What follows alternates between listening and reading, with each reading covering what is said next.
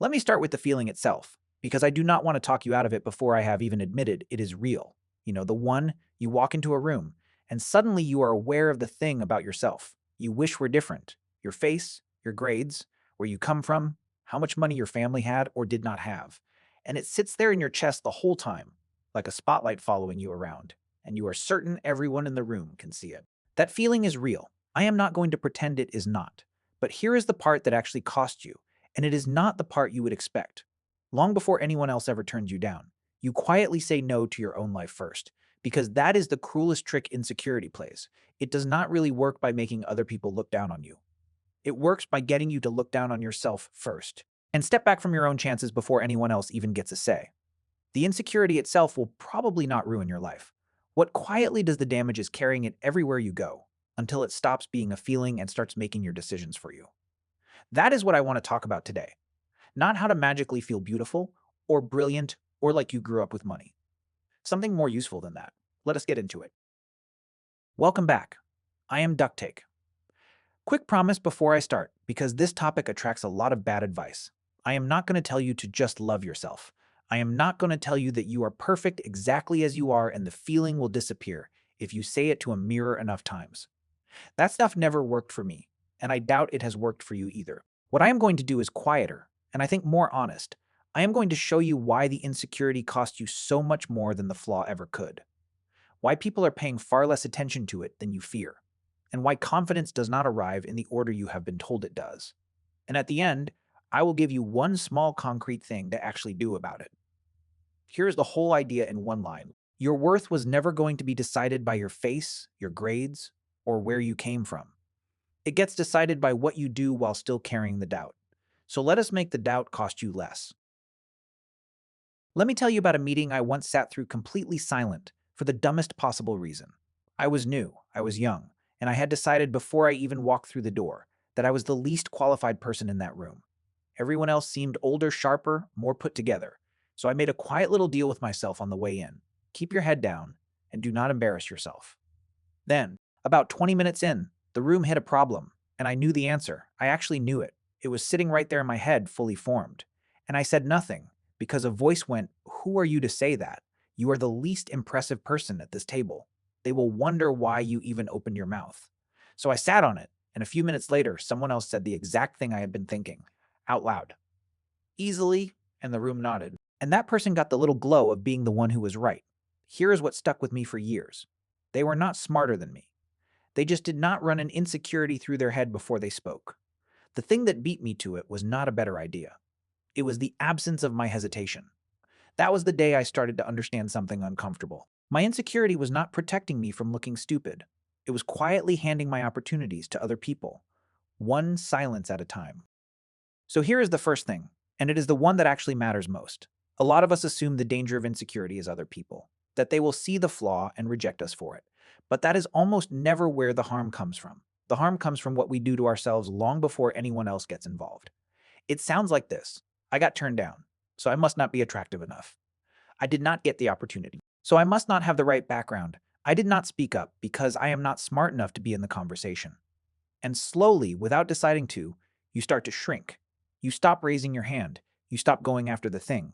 You do not approach the person you actually want to talk to. When someone hands you a chance, your first thought is all the ways you will probably blow it. And here is the quiet tragedy in that. Before anyone has actually rejected you, you have already rejected yourself. Most of the good things in life are not reserved for the most impressive people. They are reserved for the ones willing to step forward. You might genuinely not be as polished as the person next to you, and it still would not matter. Because if you never let yourself be seen, nobody even gets the chance to choose you. So the thing standing in your way is usually not the flaw itself. It is how hard you are staring at it.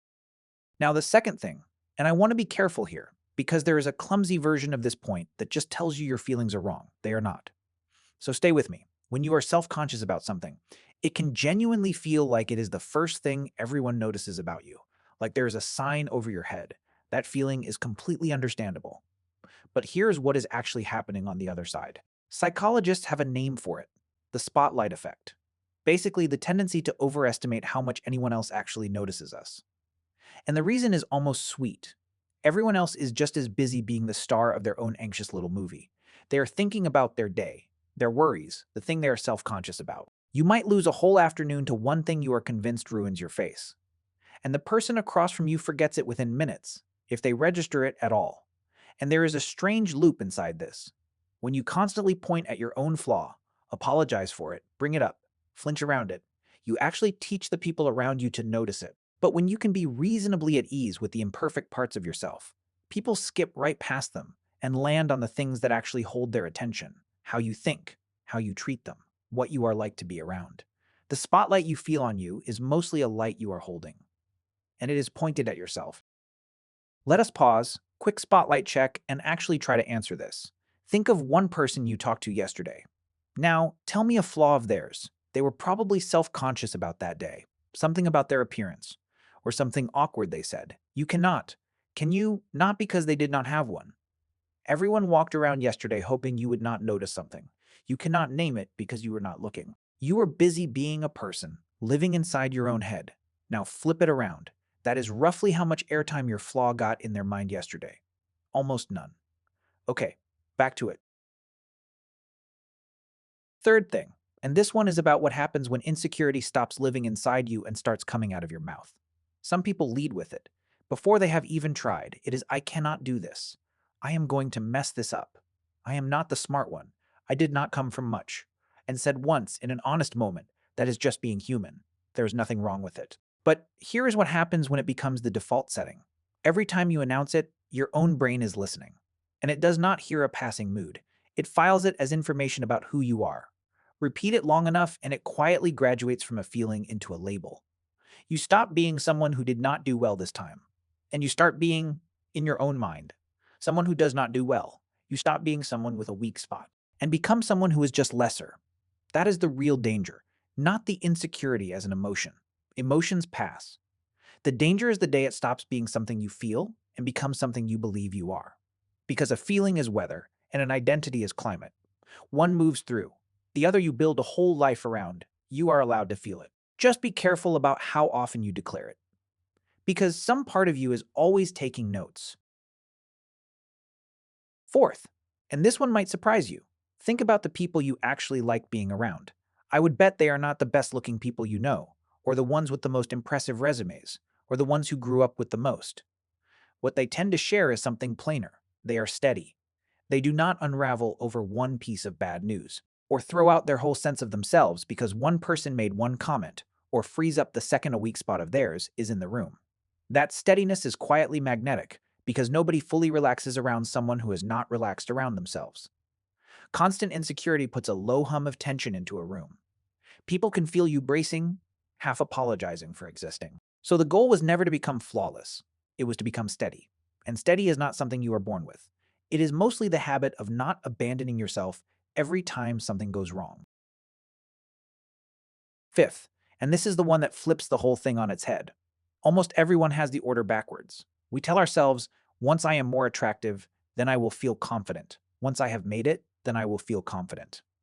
Once I have the degree, the body, the money, the proof, then I will finally feel like enough. But that is not how it works.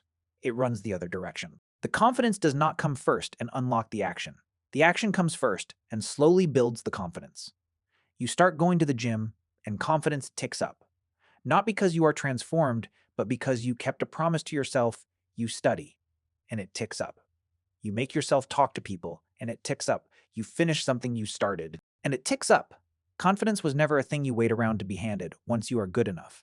It is a thing you accumulate one small completed action at a time, which means the trick is not to defeat your insecurity before you are allowed to move. The trick is to move while you still feel it. That is the entire skill. Okay, slow down with me because this is the part I most want you to keep. Your worth was never going to be settled by the things you are insecure about. Appearance changes. Grades expire the moment you walk out of the room they mattered in. Where you came from was never yours to choose in the first place. None of those were ever the real measure of you. What actually decides how far a person goes is quieter than any of that. It is how they treat their own shortcomings, whether they let a weak spot end the story or just be one chapter of it, whether they keep showing up while carrying it.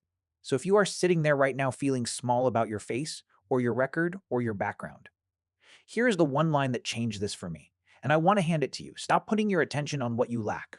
Put it on what you can create, because the moment you start making something, anything of real value, The things that used to make you feel small get quieter on their own, not because they disappeared, because you got too busy building to keep staring at them. So here is the small concrete thing I promised. I call it the anyway list, and it runs on the one mechanic that actually works. Action first, confidence second, 3 lines. Write them down somewhere real. Name one thing you keep not doing because of the insecurity. The comment you swallow in meetings. The message you do not send. The class you do not raise your hand in. The thing you quietly want but assume is not meant for someone like you. Shrink it to the smallest version you could do this week. Not the terrifying full-size version. The 5% version, do that version not after you feel ready, but while you still feel the doubt. Then write down that you did it.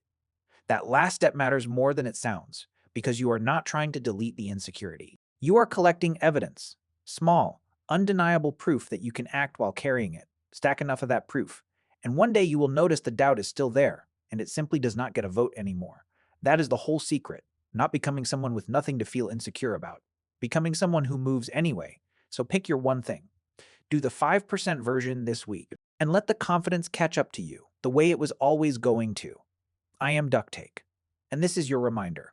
Same as always, you are not behind. You are under construction. I will catch you in the next one.